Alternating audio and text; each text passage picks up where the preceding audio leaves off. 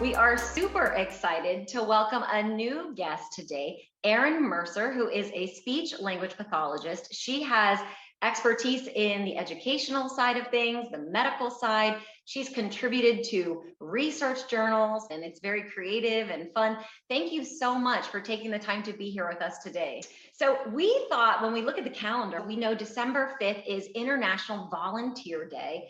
And you are like queen bee of volunteering in the speech world. I love your experience in this area. So I thought this would be the perfect time to bring you on as a guest to share your expertise, because you've also authored a podcast episode on speechtherapypd.com called Keys to Sustaining Volunteerism. So that's what we'd like to talk to you about today. We know that so many SLPs and SLPAs now have the opportunity to volunteer abroad. There are a lot of different programs out there that they can participate in. And I think one of the things that we're thinking about is how, when we go into these volunteer opportunities, how can we make an impact that can last long after the amount of time that we're there? So I think the golden question that we have for you and for your expertise in this area really is, what are 3 actionable steps that SLPs or SLPAs can take to ensure sustainability when they're volunteering abroad? Yeah, that's a good question, and thank you for having me on. It's always fun to talk about. It's a soapbox of mine. Well, this really does depend on what we're talking about, because there's different levels of volunteering. So sustainability could look very different depending on what kind of volunteer you are. So one who comes in to help a project or a program at a singular point is going to look very different from somebody who continuously volunteers for the same program or project, which is also going to look very different from somebody who maybe is closely intertwined with the leadership of that particular project or program and working on strategy. So this question is actually a lot more complex than that. But what I will say, how about this? Here are 3 things to actively think about or be mindful about when you're doing a volunteering stint. So one really is to think about how you're integrating into the community. You're going to be leaving a lasting impression. So what is that going to look like? You might only be there for 2 weeks, but what skills and knowledge and interactions and relationships that you build are going to last for quite a long time, and they're quite meaningful and impactful. The second thing is really be creative. So bringing resources into wherever it is that you're going is always helpful and always useful.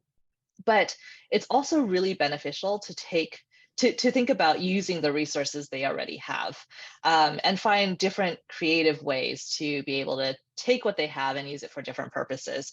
Because oftentimes what we do bring down is quite foreign. They may not necessarily have access to continuous things like that, or might bring it back with us at the end. So we want to make sure that we're mindful of what resources there are in that particular country and use those.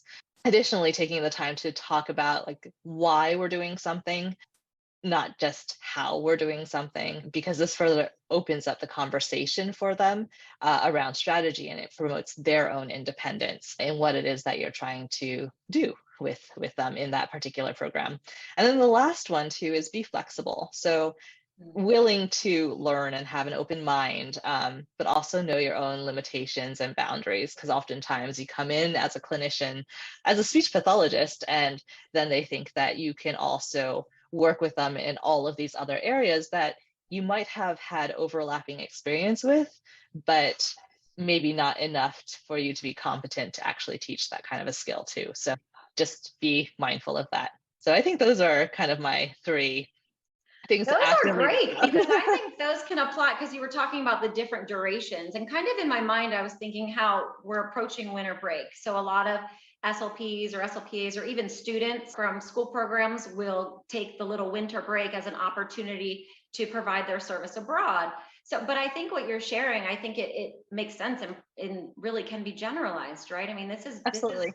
really real. I'm somebody who has volunteered myself abroad, and I'd like to continue to. And I think there are so many tidbits, little golden nuggets that I took from your podcast. Say, be open and be flexible, be willing to learn, right? And embrace the other culture that you're in. And you talk about in your course too, and you've brought up the word mindful and mindfulness. And you mentioned in your course too about knowing your own why, Mhm. right? So kind of understanding, why are you going there and volunteering? And I think I really appreciated that tidbit, because when we're going outside of our comfort zone and we're going into a new place with new people and we don't know what to expect, right? So here we are in a situation where it's like, okay, things might not be going the way we thought, or we might be approaching new challenges, but maybe we can stop, we can take that mindful pause, take a breath, and really say, what's my highest goal? What's my highest purpose here?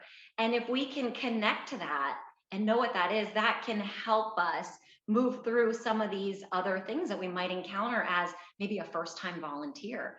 So I really like that. It got me thinking about, what seeds can I plant when I'm volunteering that are going to be able to be watered and nurtured collectively long after I'm gone. So the work continues. So I really appreciated all those concepts that you mentioned in your course. And I think anybody that's volunteering, this is a really great course for them to listen to, and to listen to those action steps, write them down, do some self-reflection to prepare themselves for, volunteering abroad. So I'm really excited that you have this course. And, people need to be open to asking questions, leaning on others to collaborate, knowing that you don't have all the answers.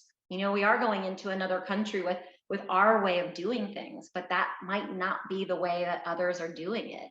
And you mentioned that in your course, and just kind of processing some of that thinking outside of just, well, I plan to do, this service with speech therapy with this student, but thinking about all those other factors are just so important. Thank you Absolutely. so much. It's a Sure. beautiful offering that you have. I appreciate it.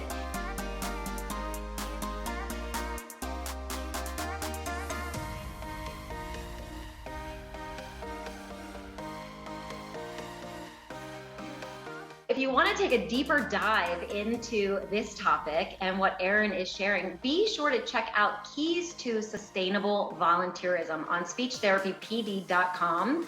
So we have Erin Mercer, our guest. This is her episode, and she has a very conversational format in which she is sharing ways to make volunteerism sustainable, but she's also giving you practical strategies and steps that you can take as an SLP when you are volunteering abroad. So you can walk away with action steps that you can begin to implement immediately on your trip.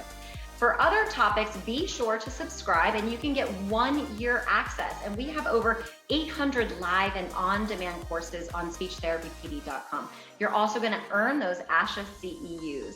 If you're new, make sure you check out the information below where you can access a free course. So see below for details.